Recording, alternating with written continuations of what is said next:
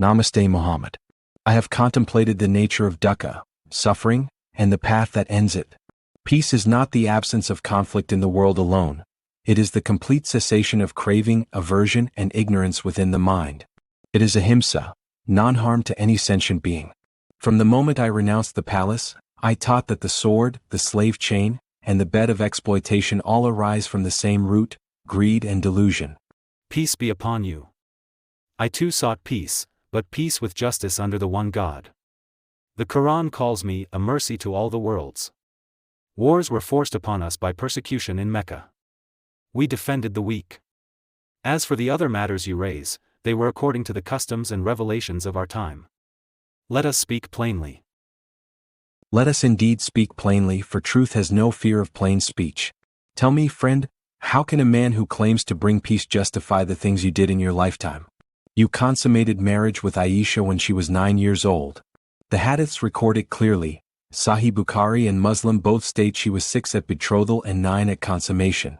A child. In what universe does taking a child's body constitute peace? It is the opposite of karuna, compassion. And this is part of a larger pattern of unjust treatment toward women in legal and social spheres.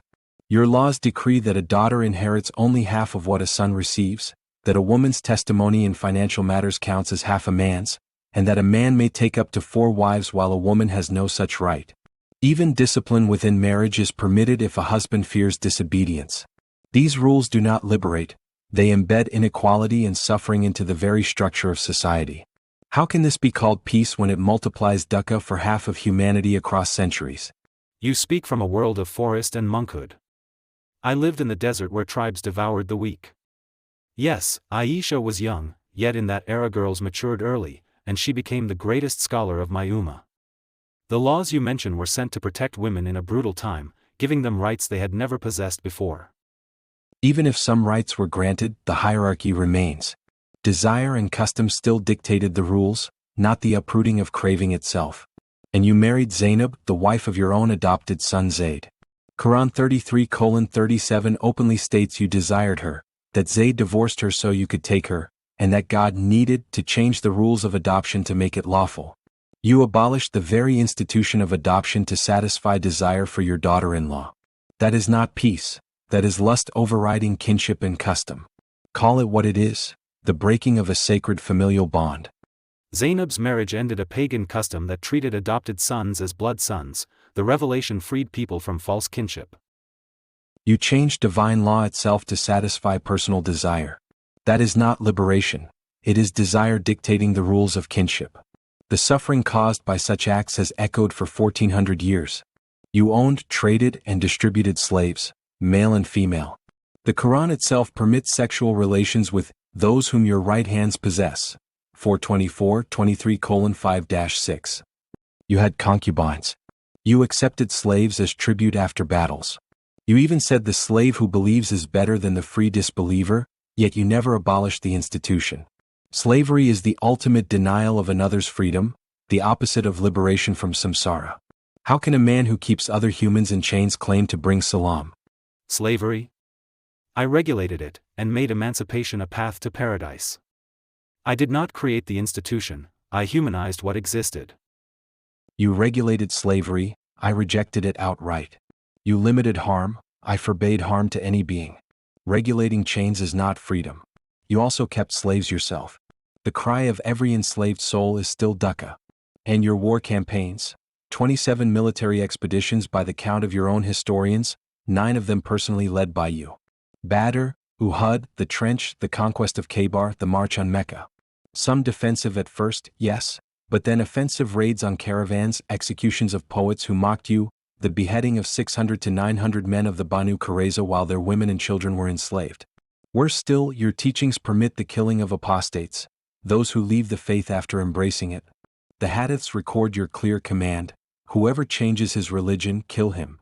This denies the freedom of the mind itself. No one may leave without facing death. How can peace be built on the threat of execution for changing one's heart and belief? That is not the end of suffering, that is fear enforcing submission. My campaigns? Mecca tortured and exiled us for 13 years. We fought only after they broke treaties and sought to annihilate us. The Banu Qurayza betrayed us during the trench. Treason in wartime carries consequences in every age. The Quran says, fight those who fight you, 2:190, and, if they incline toward peace, incline toward it, 8 hours 61 minutes. My life ended with delegations streaming to Medina in peace, not conquest for conquest's sake. Justice without non-harm is simply another name for power. The suffering caused by those specific acts, child brides, broken families, human ownership, holy war, the execution of apostates, and the systemic subjugation of women, has echoed for 1400 years. Countless beings have cried because of them. That cry is dukkha. Peace is not submission. Peace is the end of the need to dominate. When the last chain falls, when the last sword rusts, when no child is taken, no mind is threatened for leaving, and no woman is placed beneath another by law, then there will be peace. Until then, friend, your peace still carries the taste of blood and tears. True peace, O Buddha, is not the peace of the monk in the cave. It is the peace of a just society under God's law, where the weak are protected, even if the strong must sometimes be restrained by the sword. Inner peace without outer justice is illusion. And the world still suffers. The path remains open.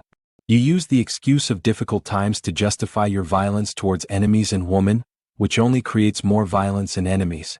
If Islam only offers peace during times of peace, then it is very infrequent that it would be peaceful in history, and what would be the point of bringing peace to an already peaceful state? Also, should people not follow your religion now, since it was built for a specific time and place and not universal?